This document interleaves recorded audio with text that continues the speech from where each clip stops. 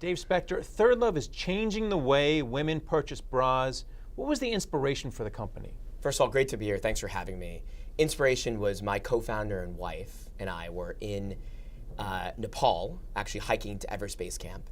And you got a lot of free time when you're on your way to any hike. And we were talking about business ideas. And she said, we need to do something to change the intimate apparel industry. It's a $16 billion industry in the United States, about 100 plus globally.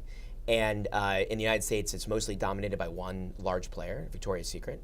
And it's been a retail-based business model for a long time. And so we thought we could do three things differently. One was build an online brand that enabled women to more easily shop from the comfort and security of home. Two was a far better product that just fit better. We created half sizes. We have far more sizes than any other brand in the US. And then lastly was really a way to seamlessly buy. And that was really the idea and the inspiration from ThirdLove. And what were some of the biggest challenges in getting ThirdLove off the ground? Many challenges, I think, like all small business owners. So probably the biggest challenge was recruiting and hiring a great team. I think that's hard for anybody, regardless of which city you're in. So even if you're in a city like San Francisco, where we're based, or New York, or LA, it's still difficult because recruiting great people is hard. But I think the single biggest thing of getting ThirdLove off the ground was one, building the brand, and two, was really figuring out the manufacturing. Because as it turns out, and I think most men and certainly women don't realize this, manufacturing a bra and constructing a bra is actually really difficult. And we learned that the hard way. Can you talk more about staffing and finding the right people to make your small business turn to a big business? Super hard, and I would never say that we've figured out the formula at all, actually. So still a work in process. For us, it's really hiring people around our 5 core values. And so when we go through the recruiting process and we're interviewing somebody, we really look at them through that lens. And so if they meet all of those characteristics, and hopefully then some, then we end up hiring them. We have a recruiting team internally. I used to do it myself before we hired recruiters that help us source people and fill what I would refer to as the top of the funnel. And once we get people into the top of the funnel, then obviously we have a process internally to figure out if they're the right fit for our company. So you gave up some of your duties when it came to HR, to staffing. How hard was it for you to delegate? How do you avoid micromanaging as the founder of a business? I think when you start it, we started the business in our living room, just the two of us, and so we all did everything in the earliest days, and I still do many things, even at our size today. We're 300 full-time employees in the United States, and so I think that the hardest thing with with delegating is being able to let go of some of those things that you did from the earliest days, which you probably know how to do better than others. But the primary objective for any leader is to try to show other people how something gets done in the way that you want it done. I've been working on that personally. I think not micromanaging for a founder is very difficult. But in order for us to scale, and I think for any business to scale, you have to learn how to delegate properly. And you have to learn how to grow. How do you market the company for growth? Great question. So one of the things that we've done is to try to build a very authentic brand, right? And so to speak to our customers. Now, figuring out who our customers are and what they want to hear was certainly a process, and one that we're still going through. And now we really, we represent women across the board, from every ethnicity to every age bracket. And so speaking to them continues to be difficult.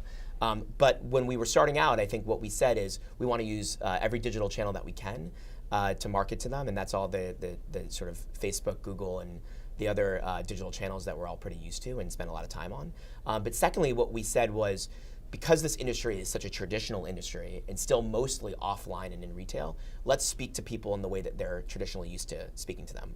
And that, for us, has been a strong push on direct mail. We do a lot of television advertising, radio, Sirius XM, and now we're doing actually billboards starting in New York City. So you started the company, you turned into a going concern, then it's growing. Is there anything that you would have done differently looking back, a mistake you wish you could correct in retrospect? So many things. It's a very all-encompassing question for our company. First of all, we embrace mistakes at ThirdLove, and I actually talk about it, as does Heidi, when we do new hire onboarding, new hire training, because we want new teammates that come in to really feel like it's okay to make mistakes. At other companies, it can be punitive if you make a mistake, and that's really not that way at ThirdLove. But what we really have said is, how do we ensure that our culture and our team are really empowered to make decisions on their own, and they feel like they know exactly the direction they need to head in. That's from us, but then have an ability to deviate and kind of make their own path and journey along the way. All right, so what are your growth plans for ThirdLove? So first of all, it's continuing to. There's 150 million American women, and so we've really spoken to and we have millions of customers, but it's still low single-digit millions. So we have a long way to go. And so what we need to figure out is how we can reach the rest of the 150 million. And so the growth plans for ThirdLove is continue to market and sell what we do differently at ThirdLove to them, and again, in a very authentic way as much as we can. International is a big opportunity. I think it's a big opportunity for any American business today. And we live in a very global economy. And when you build an e-commerce business, all it really takes is an ability to put a package on an airplane to get it to somebody in another country. So international represents a big opportunity for us. And then lastly, it's really expanding our product portfolio. So those are the opportunities. What are the biggest challenges going forward? Biggest challenges for us is manufacturing. So I think it continues to be a difficult problem that we're working on solving. Again, making the products that we make are very, very difficult. There's many components that go into them with many different suppliers that all have to come together at the same time. And doing it at the type of scale that we need to do it at continues to be difficult, and we're building out our team and our processes to enable that. And I think lastly, getting back to the marketing point about in growth that you asked earlier, it's really around figuring out how we can market successfully in a very authentic way to 100% of the female population in this country. Thanks a lot, Dave Spector. Great to be here. Thanks.